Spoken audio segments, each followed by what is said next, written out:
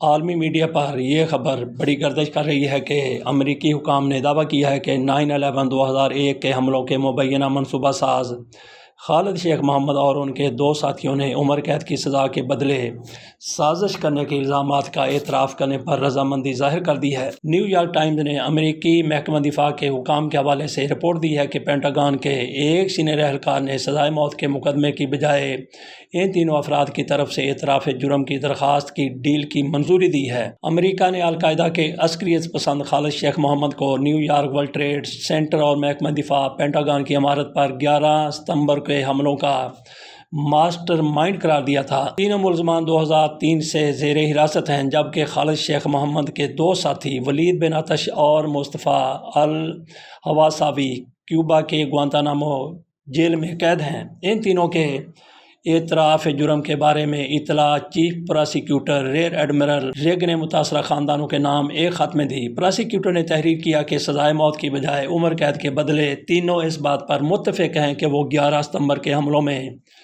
2976 لوگوں کے قتل سمیت ان پر لگائے گئے تمام الزامات کا اعتراف کریں گے۔ خط میں کہا گیا ہے کہ تینوں ملزمان عدالت میں اپنی درخواست دے سکتے ہیں۔ دوسری جانب محکمہ دفاع نے ایک بیان میں کہا ہے کہ تینوں افراد نے اعتراف جرم کا معاہدہ کر لیا ہے، تاہم محکمے نے اس معاہدے کی کوئی تفصیلات فراہم نہیں کی۔ خالد شیخ محمد کی طرح ایک احمد عمر شیخ بھی ہیں۔ ڈینیل پرل کا کراچی میں قتل ہو گیا تھا۔ احمد عمر شیخ اس قتل میں ملوث پائے گئے تھے۔ ان کو سزائے موت ہوئی، لیکن سپریم کورٹ نے ان کو سزائے موت کا مستوجب قرار نہیں دیا، بلکہ ان کی سزا کو قید میں بدل دیا۔ خالد شیخ محمد کون ہے؟ احمد عمر کون ہے؟ ڈینیل پرل کون تھا؟ اس کے ساتھ کیا ہوا؟ کیسے قتل ہوا؟ کیسے ملزم پکڑے گئے؟ اس سب کی وضاحت ہوتی ہے 23 جنوری 2021 کو شائع ہونے والے جعفر رضوی کے BBC پر آرٹیکل میں۔ وہ پورا آرٹیکل آپ کے سامنے رکھتے ہیں۔ ہیڈنگ اس کی دی گئی ہے امریکی صحافی ڈینیل پرل کا اغوا، قتل، احمد عمر شیخ سے خالد شیخ محمد تک وہ تمام کردار جو اس بھیانک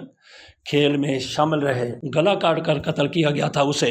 خوف چھپانے کی کوشش میں امریکی صحافی کا منہ کھلے کا کھلا رہ گیا۔ اس کے گھبراہٹ زدہ چہرے پر آتے جاتے رنگوں سے مجھے اپنی غلطی کا کچھ اندازہ تو ہوا، مگر تب تک تیر کمان سے نکل چکا تھا۔ Are these pearls remains? Pearl کی لاش ہی کی باقیات ہیں یہ؟ ڈیوڈ نے حلق میں کچھ نگلتے ہوئے انگریزی زبان میں دوبارہ مجھ سے تصدیق چاہی۔ اب میرے پاس اس بات میں سر ہلانے کے سوا کوئی راستہ نہیں بچا تھا۔ بعد ڈیوڈ نے پریشانی اور تشویش چھپانے کی اپنی سی تو بہت کوشش کی، مگر کامیاب نہ ہو سکا۔ بالآخر جتنی جلدی ممکن ہوا وہ کمرے سے ہی چلا گیا۔ صرف 5 منٹ پہلے ہی ہم سب کراچی کے اواری ٹاورز ہوٹل کے اس کمرے میں ڈیوڈ کے ساتھ ہی کہہ کے لگا رہے تھے۔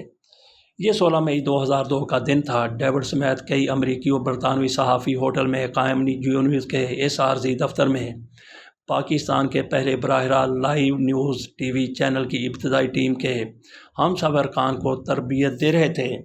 چونکہ اس سے پہلے پاکستان میں لائیو ٹی وی کا وجود ہی نہیں تھا، لہٰذا ہم میں سے کسی کو بھی براہ راست نشریات کا تجربہ نہیں تھا۔ جیو نیوز نے ہماری تربیت کے لیے CNN اور BBC کے ڈیوڈ جیسے کئی سابق صحافیوں پر مشتمل ایک ادارے کی خدمات حاصل کی تھیں۔ میں جیو نیوز میں کرائم رپورٹر تھا اور ڈیوڈ ہمیں ٹی وی پروڈکشن پڑھا رہا تھا۔ اچانک میرے پیجر موبائل فون سے عام ہونے سے قبل سیلولر کمیونیکیشن یا بے تار پیغام رسانی کا ایک آلہ یا ڈیوائس پر پولیس کے ایک ذریعے نے اطلاع دی کہ پاکستان میں اغوا ہو جانے والے امریکی صحافی ڈینیل پرل کی باقیات ایک کمپاؤنڈ سے مل گئی ہیں۔ اطلاع اتنی سنسنی تھی کہ میں نے یہ پرواہ بھی نہیں کی کہ ڈیوڈ اس وقت کتنے انہماک سے ہمیں پڑھا رہا ہے۔ سبقت حاصل کرنے اور اپنے طور پر خود کو بڑا باخبر صحافی ثابت کرنے کی بھونڈی سی کوشش میں نے پیجر پر آنے والی اطلاع اونچی آواز سے سب کو بتا تو دی، مگر میری اس حماقت نے ڈیوڈ کو خوف زدہ کر دیا۔ آپ خود سوچئے، اس وقت دنیا کے سب سے خطرناک ممالک میں سے ایک یعنی پاکستان میں موجود ایک امریکی صحافی کو میں یہ بتا رہا تھا کہ اسی پاکستان میں ایک اور امریکی صحافی کو اغوا کر کے اس کا سر تن سے جدا کر دیا گیا ہے۔ اس حماقت کے بعد جیو نیوز کے صدر عمران اسلم اور اس وقت کے ڈائریکٹر نیوز اظہر عباس نے میرے ساتھ کیا سلوک کیا، اور ڈیوڈ جیسے صحافیوں کا پاکستان جیسے ملک میں کام کرنا کتنا مشکل تھا، یہ تذکرہ پھر کبھی صحیح۔ ابھی تو کوئی ذکر امریکی صحافی ڈینیل پرل کا، جنہیں آج سے ٹھیک 19 برس پہلے، بلکہ اب تو 22 برس ہو گئے ہیں، 23 جنوری 2022 کو کراچی سے اغوا کیا گیا اور پھر سر قلم کر دیا گیا۔ ڈینیل پرل کون تھے؟ امریکی صحافی ڈینیل پرل 10 اکتوبر 1963 کو امریکی ریاست نیو جرسی کے علاقے پرنسٹن میں پیدا ہوئے۔ ان کی والدہ روتھ پرل عراقی نژاد جبکہ والد جوڈیا پرل پولش نژاد اسرائیلی تھے۔ پرل پہلے امریکی ریاست میساچوسٹس کے نارتھ ایڈم ٹرانسکرپٹ اور برکشائر ایگل جیسے صحافتی اداروں سے منسلک رہے، پھر سانس فرانسسکو بزنس ٹائمز کے ساتھ کام کرتے رہے۔ 1919 میں پرل امریکی اخبار وال اسٹریٹ جرنل کے اٹلانٹا بیورو سے منسلک ہو گئے۔ وال اسٹریٹ کی ملازمت کے دوران پرل 1993 میں امریکی دارالحکومت واشنگٹن منتقل ہوئے، پھر 1996 میں وہ اخبار کے لندن بیورو بھیجے گئے اور 1999 میں ان کا تبادلہ پیرس بیورو میں کر دیا گیا تھا۔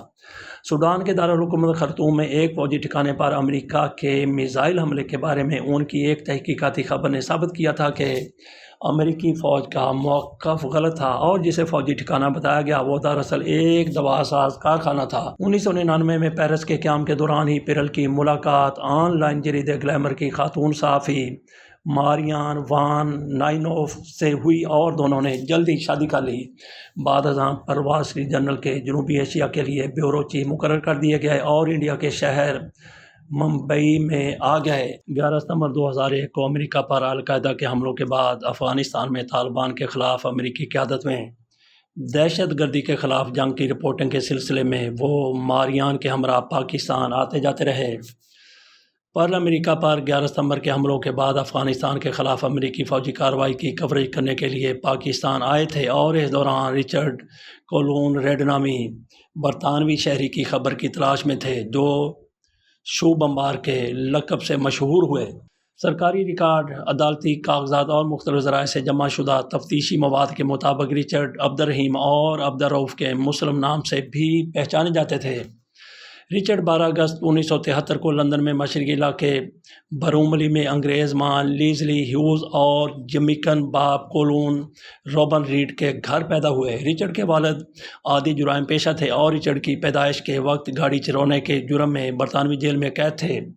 16 برس کی عمر میں رچرڈ خود بھی ایک گینگ کا حصہ بن گئے اور کئی بار زیر حراست رہے۔ 1992 میں سڑک پر ڈاکہ زنی کی کئی وارداتوں کا جرم ثابت ہونے پر انہیں 3 برس کے لیے جیل بھیج دیا گیا تھا۔ اسی زمانے میں کسی وقت رچرڈ نے اسلام قبول کر لیا۔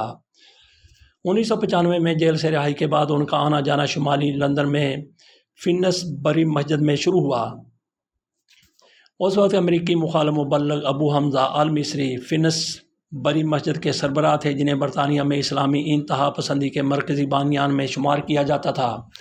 یہی رچرڈ کسی طرح جمال بغال کے ہتھے چڑھ گئے جو القاعدہ کے لیے دہشت گردی کرنے پر رضامند رچرڈ جیسے افراد کی تلاش میں تھے۔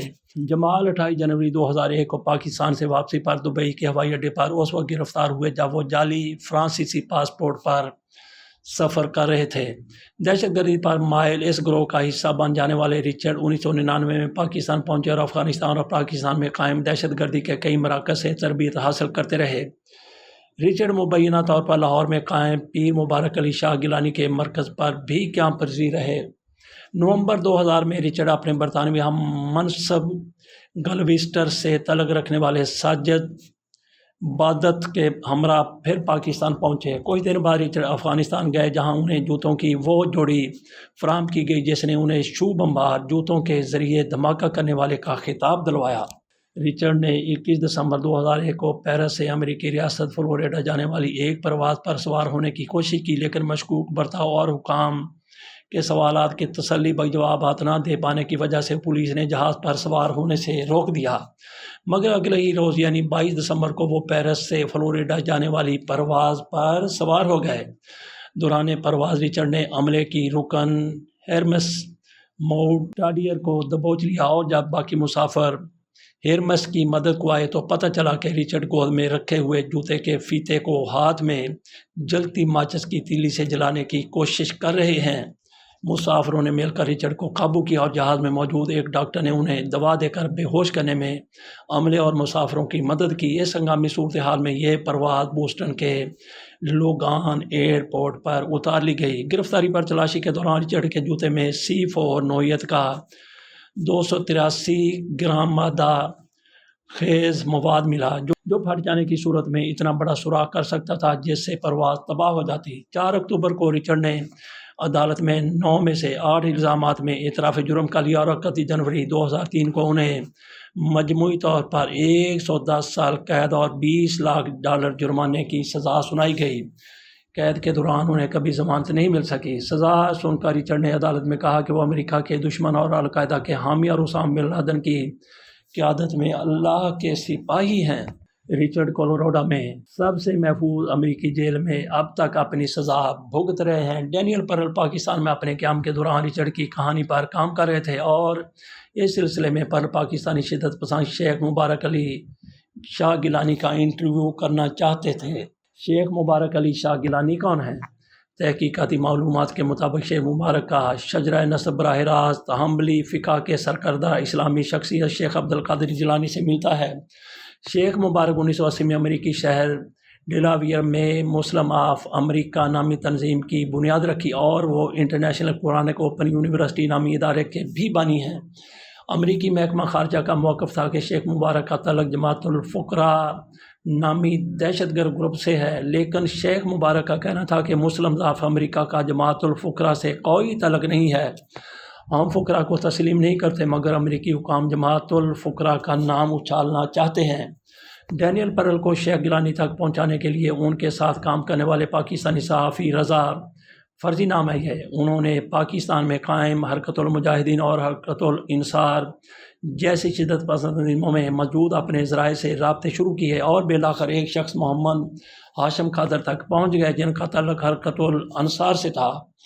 ہاشم قادر پرل اور رضا کو لے کر راولپنڈی کے ویسٹ ریج کینٹ ایریا علاقے میں شیخ گیلانی کے رہائش گاہ پہنچے۔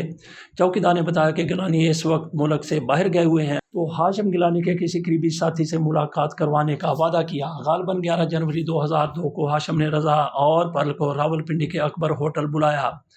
اکبر ہوٹل میں جن صاحب سے پرل اور رضا کی ملاقات ہوئی انہوں نے اپنا نام چودھری بشیر احمد شبیر بتایا اور خود کو شیخ کا مرید قرار دیا۔ پرل نے بشیر سے درخواست کی کہ کسی بھی طرح گیلانی سے ان کی ملاقات کا انتظام کروا دے۔ اس کے بعد 12 جنوری کو پرل کسی خبر کی تلاش میں پشاور چلے گئے۔ 18 جنوری 2002 کو واپس اسلام آباد پہنچ کر پرل نے رضا کو گیسٹ ہاؤس میں بلوایا اور پرل کی اہلیہ ماریان اس ملاقات میں بھی موجود تھیں۔ اس ملاقات میں پرل نے رضا کو بتایا کہ میں کراچی جا رہا ہوں۔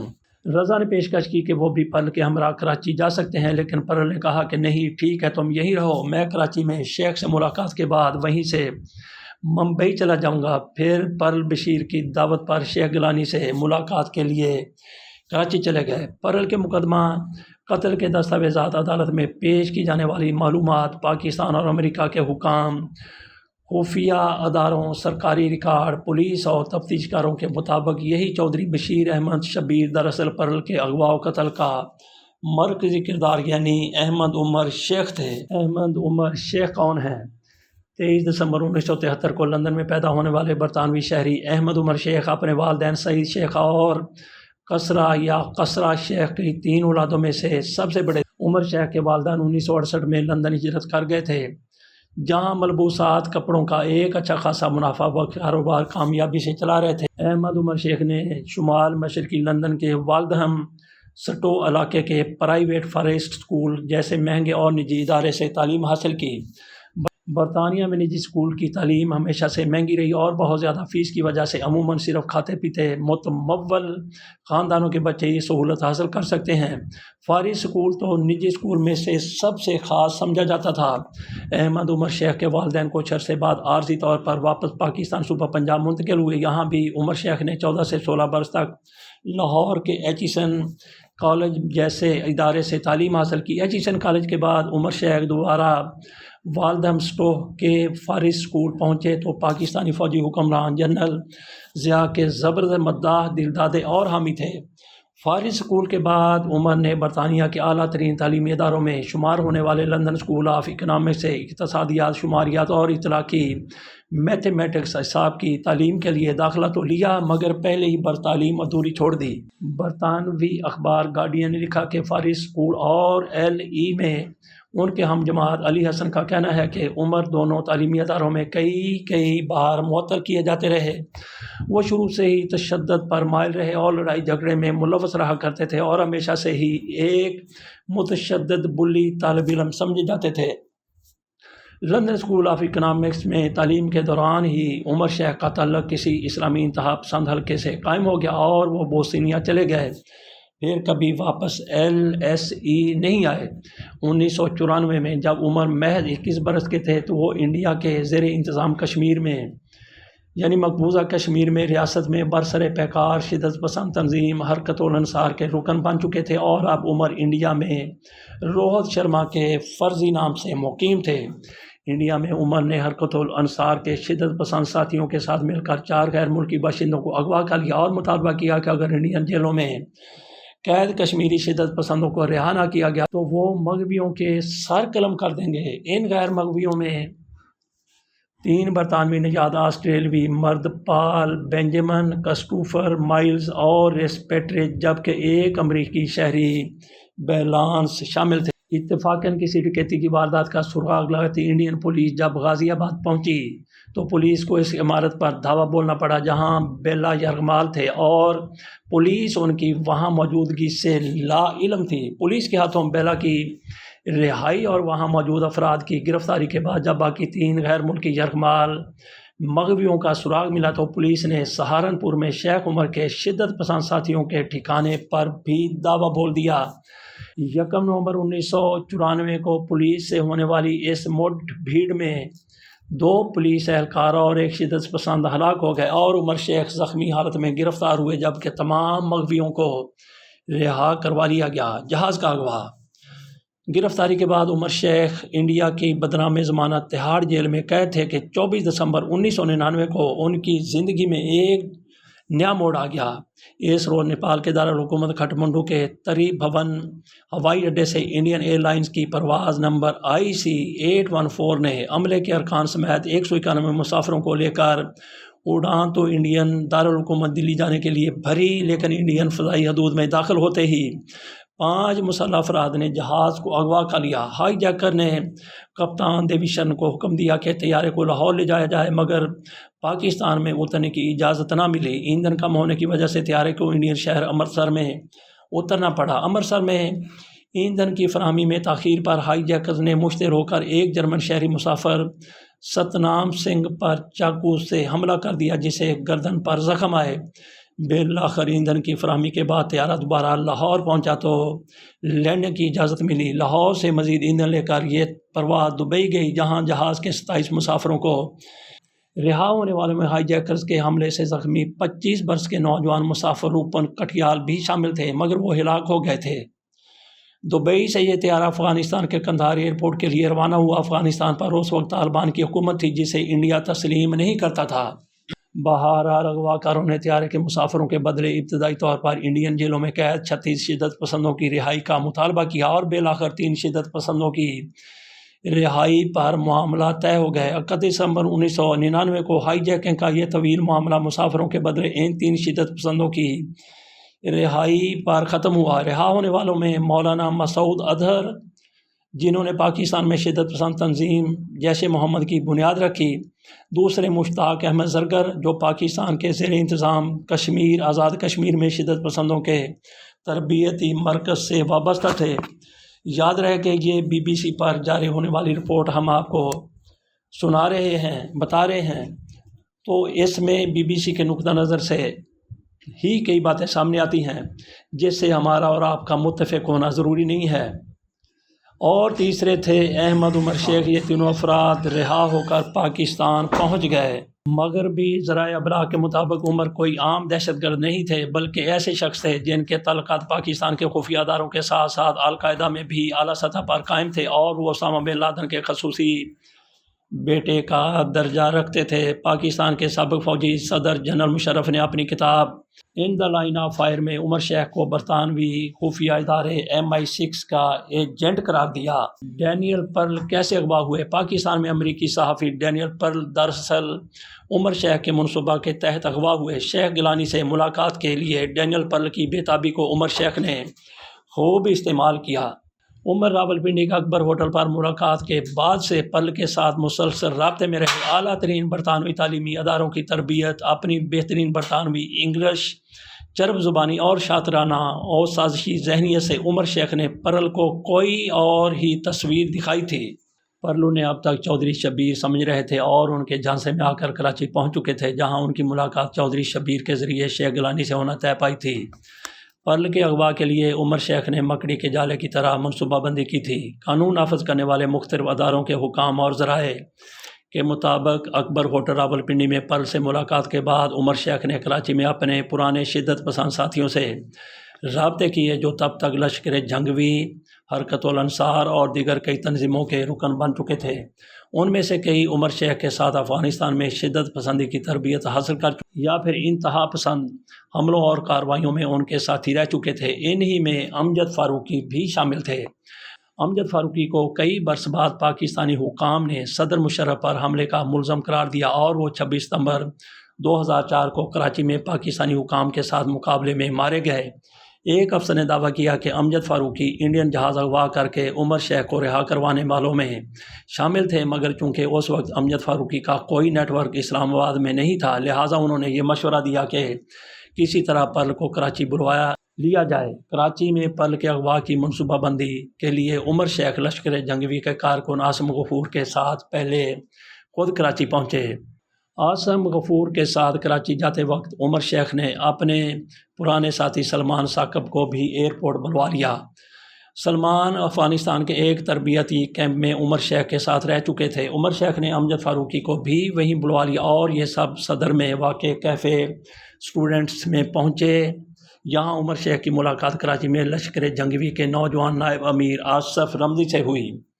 رمزی نے کہا کہ وہ عمر شیخ کی مدد کے لیے لشکر جنگوی کراچی کے امیر عطاء الرحمن بخاری کو بلوا سکتا ہے، مگر یہ ملاقات آغا خان ہسپتال کے باہر ممکن ہوگی۔ آرڈر دینے کے باوجود بریانی کھانے کے بغیر یہ لوگ وہاں سے نکل کر پہلے 12:30 بجے کے لگ بھگ عمر شیخ کے پھوپھی کے گھر گئے اور پھر آغا خان ہسپتال پہنچے اور شیخ عمر کی پہلی بار ملاقات عطاء الرحمن بخاری سے ہوئی۔ عطاء الرحمن بخاری CD70 موٹر سائیکل پر سوار 1 بجے کے قریب وہاں پہنچے۔ عطاء نے پرل کے اغوا کے لیے پیسوں کا مطالبہ نہیں کیا، مگر عمر شیخ نے اخراجات کے لیے عطاء کو 50,000 روپے دیے۔ اس ملاقات میں مطیع الرحمن بھی شامل تھے۔ مطیع حرکت جہاد اسلامی نامی شدت پسند گروہ کے رکن تھے۔ مطیع بھی کئی برس بعد صدر پرویز مشرف، وزیر اعظم شوکت عزیز اور شیریٹن ہوٹل پر ہونے والے حملوں میں شامل رہے۔ اغوا کر کے پرل کو یغما رکھنے کا ٹھکانہ مل جانے کی یقین دہانی کے بعد اب شیخ کو کسی ایسے شخص کی ضرورت تھی جو اغوا کی مدت کے دوران پرل کی تصاویر دنیا تک پہنچانے میں مدد کر سکے، اور یہ تھے شیخ محمد عادل۔ عادل تھے تو پولیس اہلکار، مگر خفیہ طور پر حرکت المجاہدین کے رکن تھے۔ عادل بھی شیخ عمر کے ساتھ افغانستان میں شدت پسند کارروائیوں میں شریک رہ چکے تھے۔ عادل سے شیخ عمر نے کراچی کے نارتھ ناظم آباد علاقے کے میک ڈونلڈ ریسٹورنٹ میں ملاقات کی اور بہن کے علاج کے لیے عادل کو کچھ رقم بھی دی۔ اب شیخ عمر کو ایک ایسے ساتھی کی تلاش تھی جو اغوا کے بعد پرل سے انگریزی میں گفتگو کر سکے۔ عطاء الرحمن نے کہا کہ ساجد جبار ایسا کر سکتا ہے۔ ساجد جبار خود بھی لشکر جنگوی کے کارکن تھے جو کالج کی تعلیم کے بعد افغانستان میں شدت پسند کی تربیت حاصل کر کے واپس کراچی آ چکے تھے۔ اگلے روز عطاء الرحمن عمر شیخ کو ساجد جبار سے ملوانے کے لیے بلوچ کالونی کے پل کے نیچے پہنچے۔ عمر شیخ نے یہ جاننے کے لیے کہ کیا وہ درست انگریزی بول کر پرل کو لے جا سکے گا، ساجد کا مختصر انٹرویو بھی کیا۔ عمر شیخ نے ساجد جبار کو امتیاز صدیقی کا فرضی نام دیا۔ اگلے روز یعنی 23 جنوری 2002 کو ساجد نے اپنا سر منڈوا لیا تاکہ وہ امتیاز صدیقی کا فرضی کردار ادا کرتے ہوئے پرل کو لبھا کر لے جا سکے۔ پھر شیخ عمر نے عطاء کو محمد عادل سے ملوایا۔ عادل کو ذمہ داری دی گئی کہ اغوا کے بعد پرل کی تصاویر مطیع الرحمن سے لے گا۔ یہ اس لیے کہ اگر عادل تصاویر سمیت پکڑا بھی جائے تو نہ تو وہ خود یہ جانتا ہو کہ اغوا کر کے پرل کو کہاں رکھا گیا ہے اور نہ ہی گرفتاری کی صورت میں حکام کو بتا سکے۔ تصاویر دینے کا مقام سبیل والی مسجد طے ہوا تھا جو گرو مندر کے قریب واقع تھی۔ ساجد جبار خود بھی لشکر جنگوی کے کارکن تھے جو کالج کی تعلیم کے بعد افغانستان سے شدت پسند کی تربیت حاصل کر کے واپس کراچی آ چکے تھے۔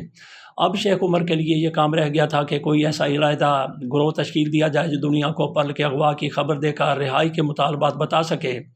یہ کام عمر شیخ نے سلمان ثاقب کے سپرد کیا۔ سلمان اپنے بے روزگار کزن اور کمپیوٹر پروگرامر فہد نسیم کے ہمراہ 10 بجے شیخ عمر سے ان کی پھوپھی کے گھر پر ملے۔ شیخ نے دونوں کو پولورائڈ کیمرہ اور 2 فلم رول خریدنے کے لیے پیسے دیے جو یہ دونوں اسی وقت صدر کی ایک دکان سے خرید لائے۔ طے ہوا کہ تصاویر سبیل والی مسجد پر عادل کو ملیں گی، پھر عادل سلمان کو دے گا۔ اس فیصلے کے بعد سب نے عادل کی امامت میں نماز ادا کی۔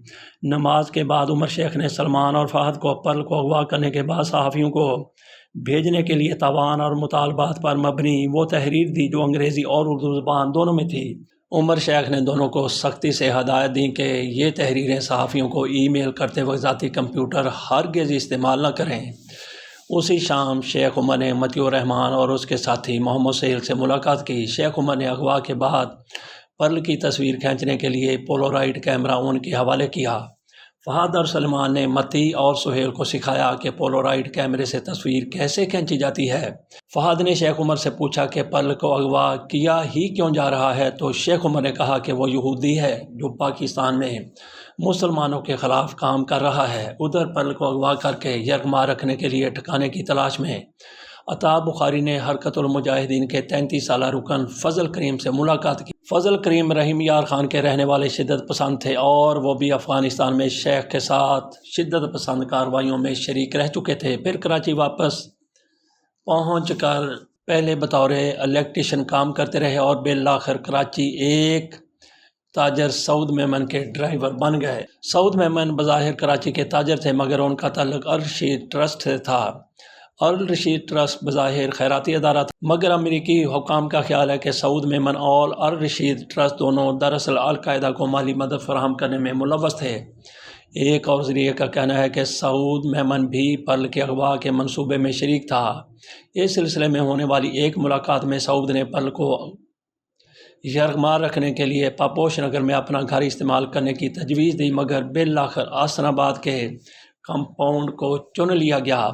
عطا بخاری نے فضل کریم کے ساتھ جا کر اس کمپاؤنڈ کا جائزہ لیا جس کے پاس کوئی آبادی نہیں تھی، صرف ایک مدرسہ قائم تھا جس کا تعلق فرقہ وارانہ تنظیم سپاہ صحابہ سے تھا۔ پولیس حکام کا کہنا ہے کہ پرل کے اغوا کے اس منصوبہ سازی میں محمد رشید نامی ایک اور شخص بھی شریک تھا جو کراچی میں القاعدہ کے عرب ارکان کا ڈرائیور تھا۔ اب منصوبہ پوری طرح سے تیار تھا اور شیخ عمر نے پرل کو کراچی بلانے کے لیے nobadmashi@yahoo.com کے ایڈریس سے ای میل بھیجی۔ عمر شیخ نے پرل کو بھیجی جانے والی اس ای میل میں چودھری بشیر بن کر بتایا کہ وہ کراچی پہنچ کر امتیاز صدیقی دراصل ساجد جبار سے اس فون پر رابطہ کر لیں تاکہ شیخ مبارک علی شاہ گیلانی سے ان کی ملاقات کا بندوبست ہو جائے۔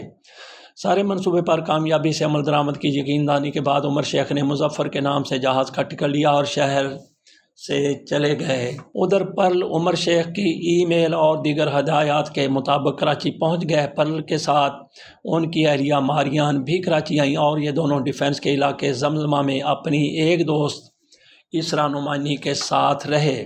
اسرا برصغیر کی تاریخی شخصیت شبلی نعمانی کی نواسی امریکی شہری اور وال سٹریٹ جرنل کی صحافی ہیں۔ عمر شیخ کی ہدایات کے مطابق پرل نے کراچی پہنچ کر امتیاز صدیقی دراصل ساجد جبار عرب بڈھا سے رابطہ کیا۔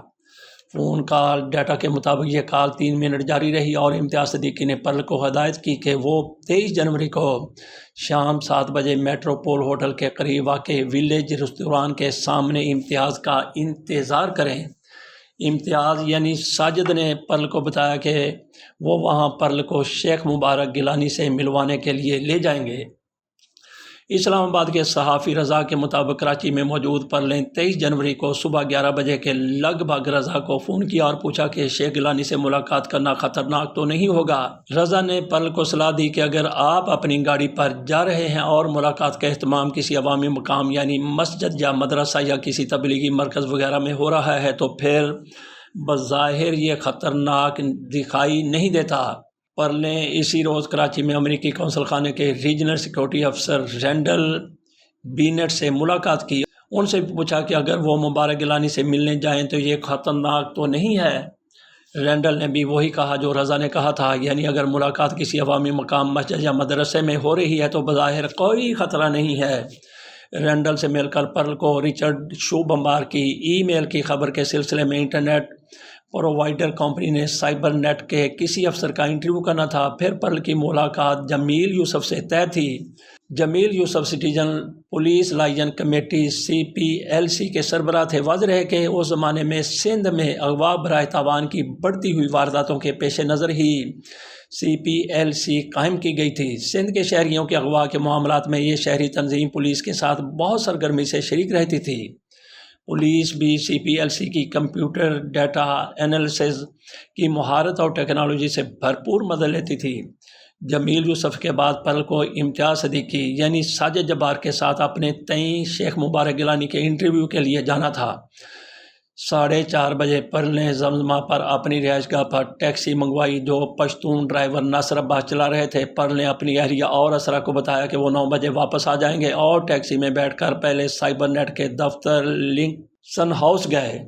वहां पहुंचकर उन्होंने इशारों से टैक्सी ड्राइवर नासिर को बताया कि वो इंतज़ार करें। 15 मिनट बाद पर्ल वापस आए और सिंध के गवर्नर हाउस गए ताकि CPLC के दफ्तर में जमील यूसुफ से मिल सकें। मुलाकात में पर्ल ने जमील यूसुफ से भी पूछा कि क्या शेख गिलानी से मिलना ख़तरनाक तो नहीं होगा। जमील यूसुफ ने कहा कि वो गिलानी तो नहीं जानते। जमील यूसुफ ने कहा कि वो गिलानी को तो नहीं जानते, कभी नाम भी नहीं सुना। फ़ोन डाटा के मुताबिक जमील यूसुफ से मुलाकात के दौरान भी 5:52 पर पर्ल को इम्तियाज़ सदीकी साजिद जब्बार का फ़ोन आया और उन्होंने 7 बजे मिलने की बात की। फिर पर्ल ने 6:26 पर इसरा के घर फ़ोन करके बताया कि वो रात का खाना घर पर ही खाएंगे। 6:28 पर पर्ल को दोबारा इम्तियाज़ साजिद जब्बार की कॉल आई। 1 मिनट बात हुई। 6:30 पर 6:30 बजे पर्ल ने अपनी अहलिया मारियान को बताया कि अब वो गिलानी से मिलने जा रहे हैं।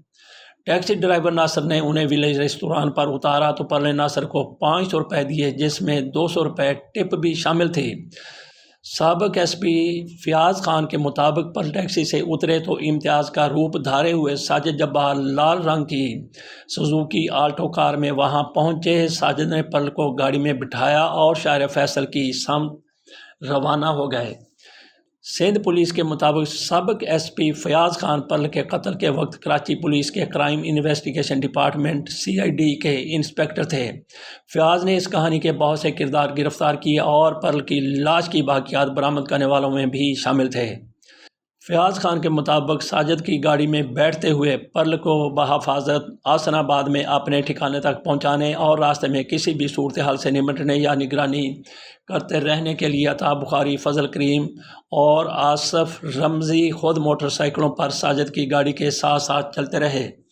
शाम 7:04 पर पर्ल को किसी ने फ़ोन किया और 4 मिनट बात हुई, मगर जब 7:45 पौने 8 बजे कराची में पर्ल के फिक्सर अफजल नदीम ने उन्हें फ़ोन किया तो पर्ल ने कॉल का जवाब नहीं दिया।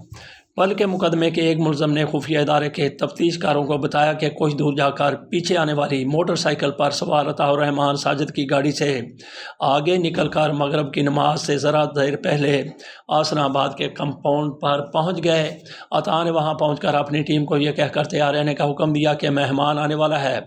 फिर अता ने अपनी मोटरसाइकिल के खुफिया खाने से 2 रूसी साख्ता TT-30 पिस्तौल निकाले और एक अपने साथी को दिया और दूसरा खुद पकड़कर फजल करीम को कहा कि दरवाजे का ध्यान रखो, जैसे ही गाड़ी आए दरवाज़ा खोल देना।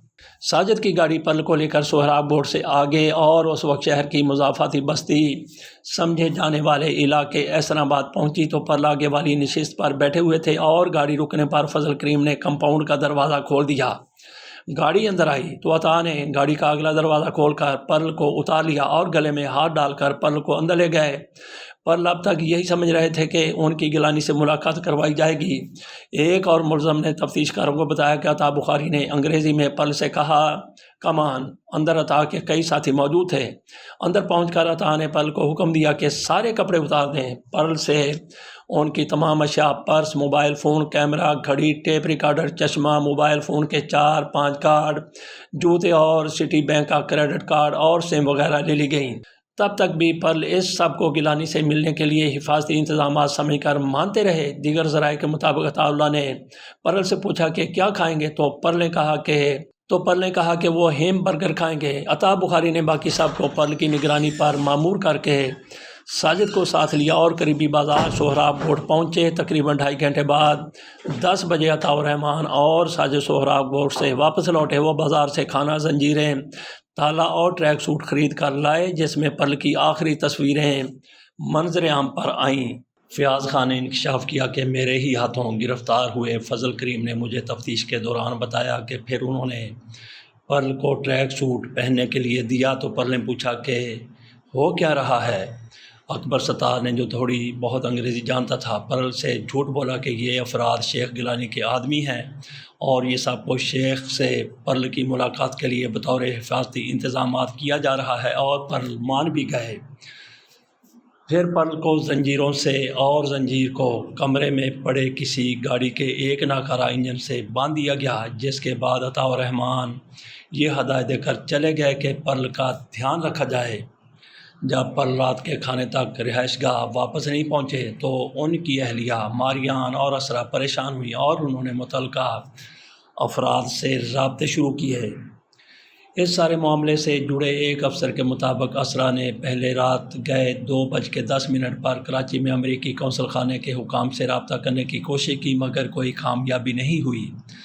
آخر کار انہوں نے صبح 6 بجے رینڈل بینٹ سے رابطہ کر کے انہیں پرل کی گمشدگی کے بارے میں بتایا۔ اطلاع ملنے پر قونصل خانے میں تعینات امریکی تحقیقاتی ادارے federal bureau of investigation FBI کے تفتیش کار بھی فوراً ہی معاملے کی تحقیقات میں ملوث ہو گئے۔ پولیس کو گمشدگی کی اطلاع۔ کراچی پولیس کو اطلاع ملنے کے بعد پرل کی گمشدگی کا یہ معاملہ اس وقت سندھ پولیس کی اسپیشل برانچ کے سینئر سپرڈنٹ SP دوست علی بلوچ اور SSP میر زبیر محمود کے سپرد ہوا۔ اسپیشل برانچ تب تک انسداد اغوا کی وارداتوں میں زبردست مہارت حاصل کر چکی تھی۔ یادداشت پر زور ڈالتے ہوئے دوست علی بلوچ نے بتایا کہ مجھے تو رات کوئی 10 بجے کراچی پولیس کے سربراہ طارق جمیل کا فون آیا کہ ذرا یہ معاملہ دیکھ لو۔ میں جب ڈینیل پرل کی رہائش گاہ پہنچا تو وہاں جمیل یوسف اور میر زبیر بھی موجود تھے۔ اس خدشے کے پیش نظر کہ یہ اغوا برائے تاوان کی واردات بھی ہو سکتی ہے، ہم نے ایک علیحدہ فون لائن فوری طور پر اس گھر میں لگوا دی کہ اگر تاوان کی وصولی کے لیے ملزمان رابطہ کریں تو سراغ لگایا جا سکے۔ کراچی میں امریکی باشندے اور وہ بھی صحافی کی پراسرار گمشدگی اس قدر اہم تھی کہ جلد ہی پاکستانی خفیہ ادارے بھی متحرک ہو گئے۔ ادھر راتوں رات یہ تفتیش جاری تھی اور ادھر پرل اغوا کار ایک کھیل کھیل رہے تھے۔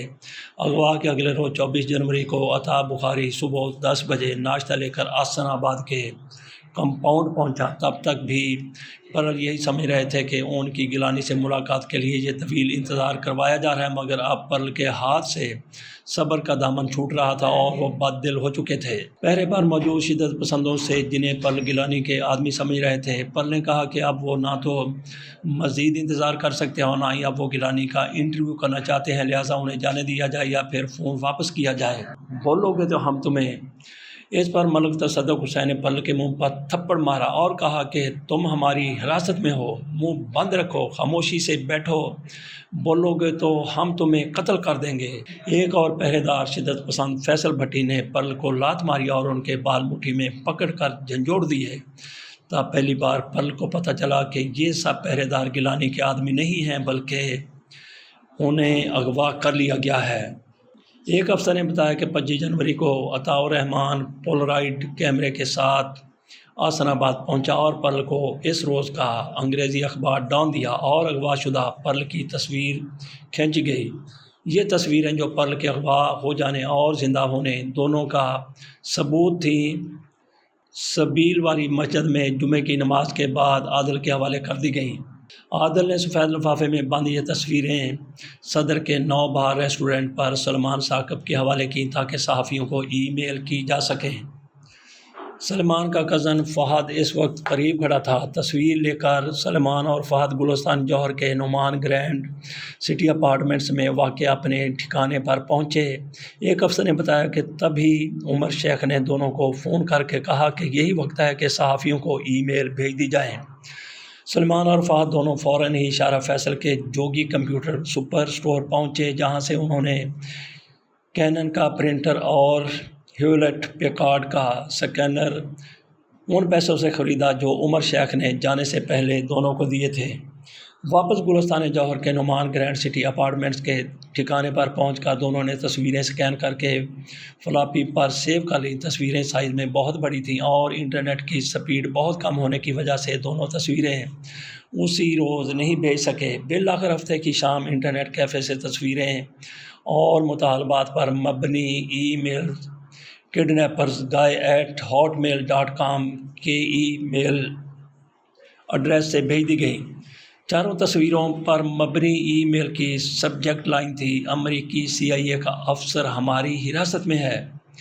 ای میل میں لکھا گیا تھا کہ قومی تحریک بحالی خود مختاری پاکستان نے CIA کے افسر ڈینیل پرل کو حراست میں لے لیا ہے اور امریکی اخبار وال اسٹریٹ جرنل کے صحافی کا روپ دھارے ہوئے تھا۔ اگر امریکہ مسٹر پرل کی رہائی چاہتا ہے تو مبینہ طور پر جتنے بھی پاکستانی FBI کی حراست میں ہیں انہیں وکلاء اور اہلیہ خانہ تک رسائی دی جائے۔ جتنے بھی پاکستانی کیوبا میں حراست میں ہیں انہیں وطن واپس بھیجا جائے اور یہاں ان پر مقدمہ چلایا جائے۔ افغانستان کے سفیر ملا ضعیف کو بھی واپس پاکستان بھیجا جائے اور کوئی الزامات ہیں تو پاکستان ان سے نمٹے۔ اس ای میل کے آتے ہی کراچی سے واشنگٹن تک دنیا بھر میں سنسنی پھیل گئی۔ اسی اثنا میں ایک رات پرل نے اغوا کاروں کی حراست سے بھاگنے کی کوشش بھی کی۔ گرفتار ہونے والے ایک ملزم نے تفتیش کاروں کو بتایا کہ پرل بیت الخلاء جانے کے بہانے عمارت کے ایک حصے سے باہر نکل کر دوسرے حصے میں گئے۔ ایک کھلے ہوئے پانی کے ٹینک کے قریب انہوں نے پہرے دار اکبر ستار کو پانی کے ٹینک میں دھکا دے دیا اور خود بھاگ کر تقریباً 6 فٹ اونچی دیوار عبور کرنے کی کوشش کی تاکہ نکل بھاگیں۔ پرل مدد کے لیے چلائے مگر آس پاس صرف ایک مدرسہ تھا اور وہ بھی اس وقت ویران تھا۔ چیخ و پکار سن کر باقی پہرے دار جاگ گئے اور مزمل، تصدق، فضل کریم سب پرل کی طرف بھاگے۔ اکبر بھی ٹینک سے نکلا اور سب نے مل کر فرار ہوتے پرل کو دوبارہ دبوچ لیا۔ اندر لے جا کر انہوں نے پرل کو پستول کے بٹ مارے، تشدد کیا، ان کے ہاتھ پشت پر باندھے اور منہ میں کپڑا ٹھونس دیا گیا۔ 28 جنوری کو عمر شیخ کی ہدایت پر عادل نے پرل کی مزید تصویریں 9 بہار ہوٹل پر ہی سلمان کو دیں۔ عمر شیخ نے یہ تصویریں سلمان کو ای میل کرنے کی ہدایت کی۔ سلمان اور ثاقب نے یہ تصویریں اپنے لیپ ٹاپ پر سکین کی اور بند کر لیں۔ عمر شیخ نے سلمان ثاقب کو ہدایت کی تھی کہ ای میل کے لیے اپنا ذاتی کمپیوٹر ہرگز استعمال نہیں کرنا، مگر سلمان اور فہد سے یہی غلطی ہو گئی اور ای میل کے لیے ذاتی کمپیوٹر استعمال کر لیا گیا۔ اس ای میل میں دھمکی دی گئی تھی کہ پرل امریکی نہیں بلکہ اسرائیلی خفیہ ادارے موساد کے ایجنٹ ہیں اور اب چاہے امریکہ ہمارے مطالبات پورے بھی کر دے تب بھی ہم پرل کو قتل کر دیں گے۔ امریکی خفیہ ادارے CIA اور وال اسٹریٹ جرنل دونوں ہی نے وضاحت کی کہ پرل کا کسی امریکی خفیہ ادارے سے کوئی تعلق نہیں اور وہ کبھی کسی جاسوسی وغیرہ میں ملوث نہیں رہے۔ دوسری جانب ماریان بھی مسلسل دن و رات صبح و شام پرل کے موبائل فون پر فون کیے جا رہی تھی۔ یہ موبائل جو عطا نے بند کر دیا تھا ایک بار کھلا اور پھر بند ہو گیا۔ دوست علی بلوچ نے بتایا کہ ماریان نے دعویٰ کیا کہ فون پر ایک بار گھنٹی بجی تھی۔ سلمان کا لیپ ٹاپ استعمال ہوتے ہی دن رات پرل کا سراغ لگانے میں مصروف پاکستان اور امریکہ کے خفیہ اداروں کو پولیس کو مواصلاتی نظام انٹرنیٹ پر فٹ پرنٹ ملنا شروع ہو گئے۔ چونکہ FBI اور CIA جیسے ادارے بھی پرل کا سراغ لگانے کی بھرپور کوشش کر رہے تھے اور اس سلسلے میں پاکستانی حکام کا تعاون بھی جاری تھا۔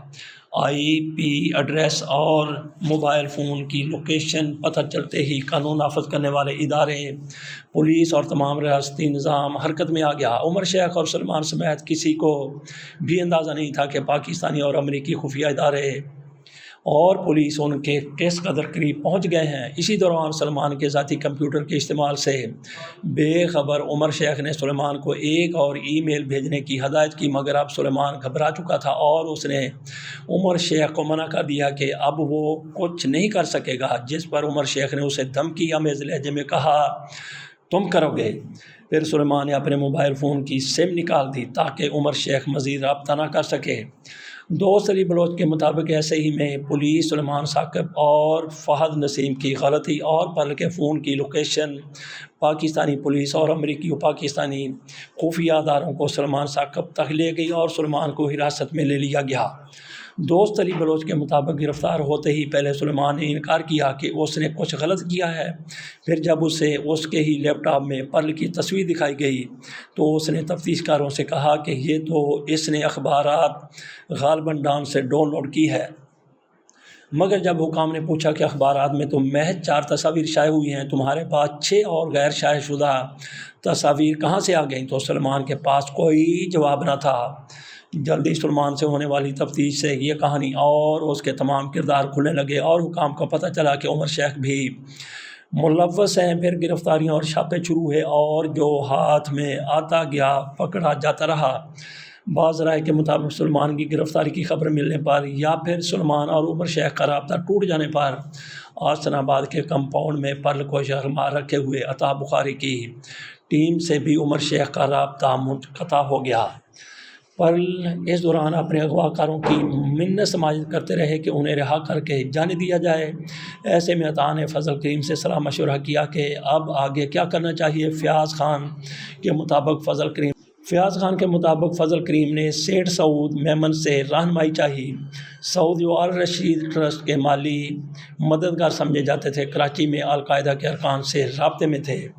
سعود نے عطا اور فضل کریم کو بتایا کہ پاکستان میں پوشیدہ القاعدہ کے ارکان پرل کے معاملے میں دلچسپی رکھتے ہیں۔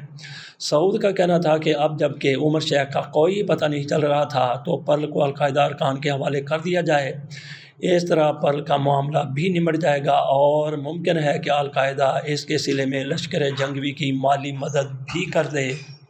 خفیہ اداروں سے منسلک ایک ذریعے نے آف دا ریکارڈ گفتگو میں اشارہ دیا کہ سعود میمن نے شاید القاعدہ ارکان سے سودے بازی کی کہ وہ $50,000 کے عوض پرل کو القاعدہ کے حوالے کر سکتے ہیں، لیکن سعود میمن نے عطا الرحمان بخاری اور فضل کریم کو یہ رقم محض $10,000 بتائی۔ پیسے ملے یا نہیں ملے، کتنے ملے، اس بارے میں کوئی ذریعہ یا افسر یقین سے کچھ نہیں کہہ سکتا۔ مالی لین دین کے حقائق کچھ بھی ہوں، قتل سے متعلق حکام کی تفتیش کہتی ہے کہ القاعدہ کے اعلیٰ ترین رہنما سیف العدل نے اس سلسلے میں القاعدہ کے تیسرے بڑے رہنما خالد شیخ محمد سے رابطہ کیا۔ سیف العدل القاعدہ کے سینئر رہنما ہیں اور امریکہ نے خود سیف کی گرفتاری پر $50 لاکھ انعام مقرر کر رکھا تھا۔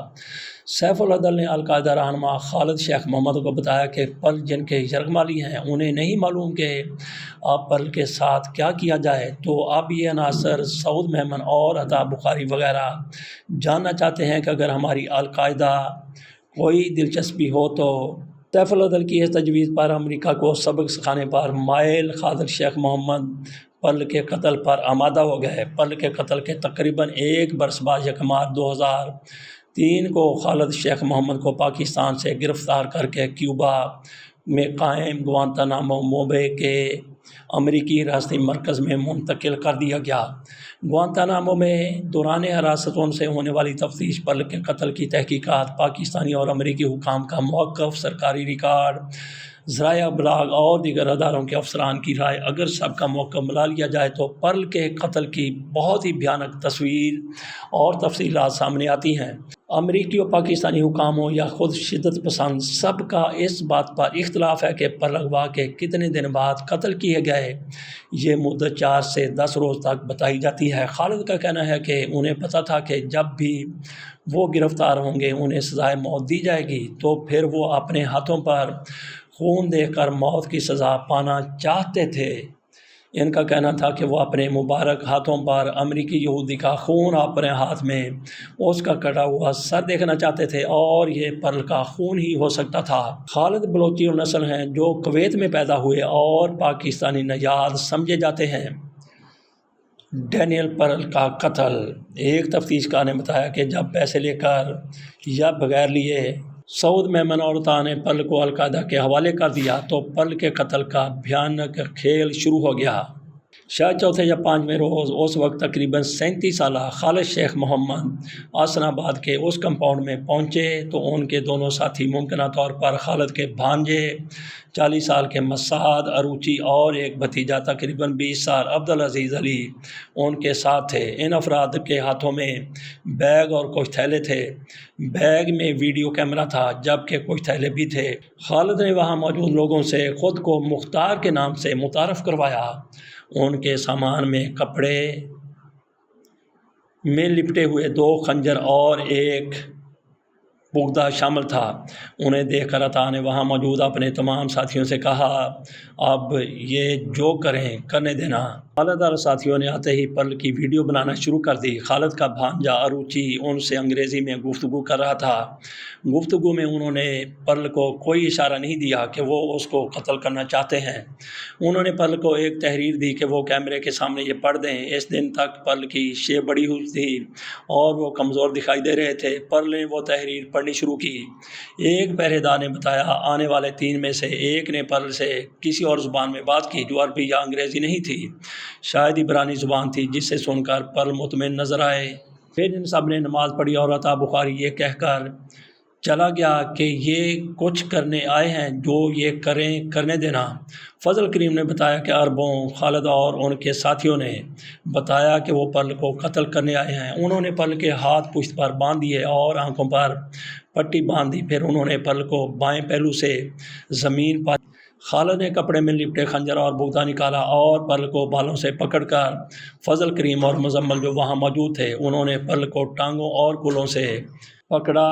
عبدالعزیز نے ویڈیو کیمرہ آن کر کے ویڈیو بنانا شروع کر دی جبکہ مسعد اروچی نے پرل کو نیچے دبا رکھا تھا۔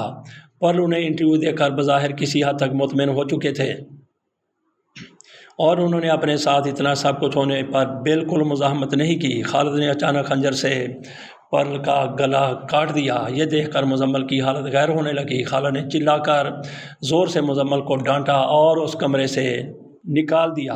ایک اور پہرے دار تصدق حسین کو بھی کمرے سے نکال دیا گیا۔ اب عطا کے ساتھیوں میں صرف فضل کریم اور سراج کمرے میں رہ گئے تھے۔ خالد نے اپنی توجہ پھر پرل کی جانب کی مگر تب ہی ایک اور صورتحال پیدا ہو گئی اور وہ یہ معلوم نہیں کہ کیمرہ آن بھی تھا یا نہیں۔ حکام کا خیال ہے کہ خالد کے ساتھی عبدالعزیز علی سے قتل کی یہ بھیانک واردات ریکارڈ نہیں ہو پا رہی تھی۔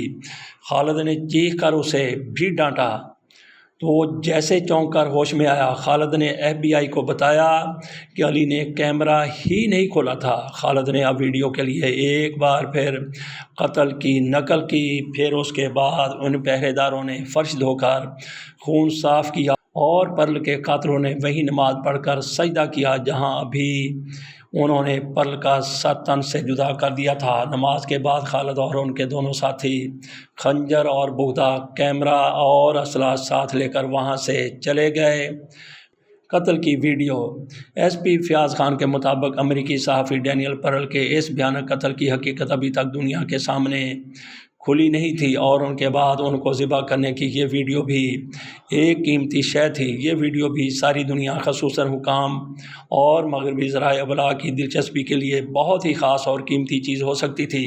کئی دن بعد عطا کے ساتھی شاہد اور فضل کریم یہ ویڈیو بیچنے کے خیال سے آن لائن نیوز ایجنسی کے اس وقت ایڈیٹر عبدالخالق علی تک پہنچے تاکہ عالمی ذرائع ابلاغ کو ویڈیو بیچ سکیں۔ پرل کی کہانی کے لیے رابطہ کرنے پر عبدالخالق علی نے مجھے بتایا کہ اپنی خبریں دینے کے لیے شدت پسند تنظیم جیش محمد کا کارکن شاہد میرے پاس آیا تھا۔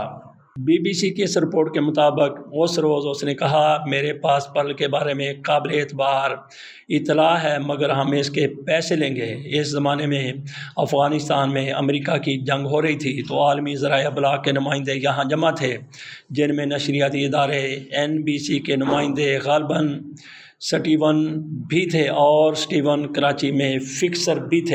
عبد الخالق علی کہتے ہیں کہ ہم نے اسٹیون کو بتایا کہ پرل کے بارے میں قابل اعتبار ثبوت ہیں، مگر جو دے رہے ہیں وہ پیسے مانگ رہے ہیں۔ اسٹیون نے کہا ٹھیک ہے، اگر کوئی مسلمہ ثبوت ہے تو ہم پیسے دے سکتے ہیں۔ ہم نے شاہد کو کہا کہ لاؤ کیا اطلاع ہے، تو شاہد اور فضل کریم ایک سی ڈی لے کر آئے، مگر اس وقت تک پاکستان میں کمپیوٹر اتنے عام اور جدید نہیں تھے کہ سی ڈی دیکھی جا سکے۔ ہم نے شاہد سے کہا کہ ہم کسی سے تم کو پیسے دلوا سکتے ہیں، مگر خود تو دیکھیں۔ اس پر انہوں نے ہمیں بتایا کہ یہ پرل کے قتل کی عکس بندی ویڈیو ہے۔ ہم نے کہا کہ تمہاری بات صحیح ہو سکتی ہے، مگر دیکھے بغیر کیسے کسی کو بیچ سکتے ہیں؟ اس پر شاہد اور فضل کریم نے کہا آپ سی ڈی واپس کر دیں، ہم آپ کو کچھ اور لا کر دیتے ہیں۔ پھر وہ ایک منی ڈی وی ٹیپ لے کر آئے۔ ہم نے بازار سے کیم کوڈر کیمرہ خریدا تاکہ ٹیپ دیکھی جا سکے۔ پھر میں نے اپنے اسلام آباد میں ایڈیٹر سہیل اقبال کو بتایا۔ سہیل نے چیف ایڈیٹر محسن بیگ کو بتایا جو امریکہ میں تھے اور پہلے ہی اپنے کسی ذاتی معاملے میں ایف بی آئی ان سے کچھ پوچھ گچھ کر رہی تھی۔ محسن کو یہ موقع غنیمت لگا اور انہوں نے ایف بی آئی حکام کو بتایا کہ وہ پرل کی تفتیش میں امریکہ کی مدد کر سکتے ہیں، جس پر ایف بی آئی نے کراچی میں ہمارے دفتر کی نگرانی شروع کر دی۔ بہرحال محسن نے مجھ سے کہا ٹیپ نشریاتی ادارے سے CNN والے لے لیں، مگر دینے کے لیے کراچی کے شیرٹن ہوٹل جانا ہوگا۔ ہم نے کسی اور مقام کی فرمائش کی تو محسن سمیت سب نے اصرار کیا کہ شیرٹن ہوٹل ہی جانا ہوگا۔ جب میں ٹیپ لے کر وہاں پہنچا تو وہاں امریکی خفیہ ادارے کے اہلکار بھرے تھے۔ ہم ٹیپ انہیں CNN کی ٹیم دے کر آ گئے۔ 2 گھنٹے کے بعد ہمیں فون آ گیا کہ ٹیپ اصل ہے، مگر آپ واپس شیرٹن ہوٹل آئیں۔ وہاں پہنچے تو پاکستانی اور امریکی اداروں کے حکام، پولیس افسران اور بہت سے لوگ موجود تھے۔ اب یہ خبر ہمارے لیے وبال جان بن گئی۔ حکام کا سوال تھا کہ آپ ٹیپ بنانے والے یا پرل کے قتل میں ملوث رہنے والے عناصر سے رابطے میں کیسے ہیں، یہ کون لوگ ہیں، کہاں رہتے ہیں، وغیرہ وغیرہ۔ پھر پولیس تانے لگی تو ہم یعنی سہیل اقبال اور میں جا کر صدر جنرل پرویز مشرف کے قریبی اور پرنسپل سیکرٹری طارق عزیز سے ملے۔ اتنی دیر میں کراچی سے پولیس کی ٹیم مجھے گرفتار کرنے کے لیے اسلام آباد پہنچ گئی۔ طارق عزیز کی مداخلت سے گرفتاری تو رک گئی، مگر ہمیں ہدایت کی گئی کہ جوائنٹ انٹروگیشن ٹیم JIT بنے گی، آپ سے تفتیش کی جائے گی۔ ہمیں 2 بار JIT میں تفتیش کے لیے حکام نے پرل کے اغوا یا قتل سے علیحدہ کلیئر قرار دے دیا تو میں پھر ملک سے چلا گیا، پہلے دبئی اور پھر لندن میں تقریباً 1 سال گزار کے طارق عزیز سے ہی مشورہ کر کے واپس آیا اور اب تک یہی ہوں۔ عبد الخالق نے بتایا کہ جیش محمد کی خبریں دینے تو شاہد اکیلا آتا تھا، مگر پرل کی ویڈیو کے لیے وہ جب بھی آیا فضل کریم ساتھ آیا۔ پھر فضل کریم کو پولیس نے گرفتار کر لیا اور پرل کی باقیات کمپاؤنڈ سے فضل کریم کی ہی نشاندہی پر برآمد کی گئیں۔ عبد الخالق کی کہانی پر رد عمل دیتے ہوئے ایک ذریعے نے بتایا کہ یہ درست ہے اور شاہد پھر بعد میں القاعدہ کے ساتھ ہو گیا اور شاید 2019 میں پاکستانی حکام کے ہاتھوں بلوچستان میں ہونے والے مقابلے میں مارا گیا۔ ادھر پرل کیس کی تفتیش کرتے ہوئے امریکی اور پاکستانی اداروں کی مدد سے پولیس حکام نے اغوا کے منصوبہ ساز عمر احمد شیخ اور عمل درآمد کرنے والی ٹیم یعنی عطاء الرحمان بخاری کے کئی ساتھیوں کو گرفتار کر لیا، مگر حیرت انگیز طور پر اس مقدمہ قتل میں قتل کر دینے والی ٹیم یعنی القاعدہ رہنما خالد شیخ محمد کا نام پاکستان میں عدالتی کارروائی کا مرکزی حصہ نہیں رہا۔ SP فیاض خان کے ہاتھوں گرفتار ہونے والے فضل کریم کی نشاندہی پر حسن آباد کے کمپاؤنڈ سے پرل کی لاش کی باقیات 16 مئی 2002 کو برآمد کر لی گئیں۔ یہی وہ اطلاع تھی جو مجھے کسی ذریعے سے تب ملی تھی جب ڈیوڈ ہمیں جیو نیوز کی تربیت کے دوران پڑھا رہے تھے۔ دنیا بھر کے نشریاتی اداروں میں خبر نہ دینے پر صحافیوں کی نوکری خطرے میں پڑ جاتی ہے، مگر یہ میرے اور شاید پاکستانی صحافت کے لیے بھی پہلا موقع ہوگا کہ خبر دینے پر کسی صحافی کی نوکری خطرے میں پڑ گئی ہو۔ یہ تحریر تھی جعفر رضوی کی جو BBC پر 2-3 سال پہلے شائع ہوئی تھی۔ ہم نے اس موقع پر آپ کے سامنے رکھی جب امریکہ میں پینٹاگون اور خالد شیخ محمد کے مابین ایک معاہدہ ہوا ہے جس کے مطابق خالد شیخ محمد 9/11 میں ملوث ہونے کا اعتراف کر لیں گے اور ان کو سزائے موت کی بجائے عمر قید کی سزا دی جائے گی۔ اجازت دیجیے، اللہ حافظ۔